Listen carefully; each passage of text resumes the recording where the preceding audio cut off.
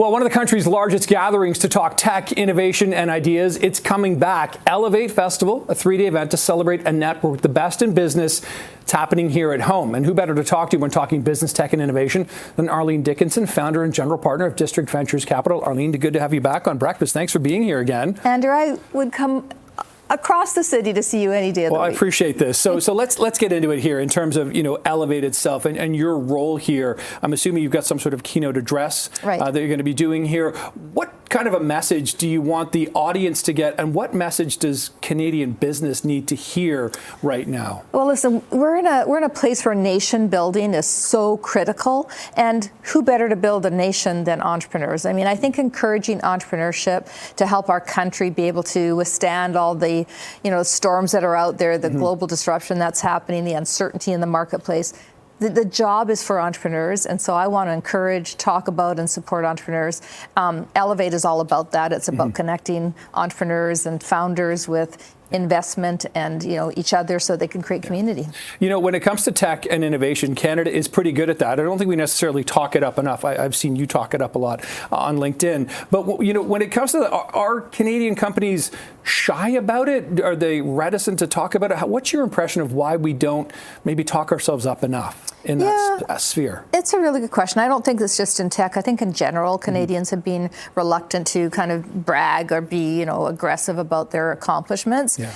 I think that's shifting. We're changing. We're becoming much more confident, more sure of what we do. I mean, we are global leaders in technology. Yeah. We are very, very good at it. We need to stand up taller about what we've accomplished. Yeah. And this is an opportunity for us to be on that global stage and to not just be amongst global leaders, but to be a global leader. So much of the issue we're dealing with, and it was elevated again the other day when the President Trump, talked about Golden Dome and 51st state. That came up one more time. Tariffs yet again on hardwood, potentially movies, other facets that impact the Canadian economy here.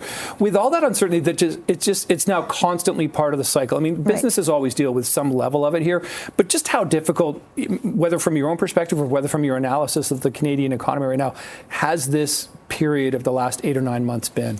It's been very difficult. I think, again, if I go back to entrepreneurs are used to uncertainty. I mean, we're risk friendly. We think about what's possible in the world, not what's holding us back in the world. And so uncertainty is kind of every day. Yeah. But as you scale a business and grow a business, uncertainty can play a much larger role in your decisions.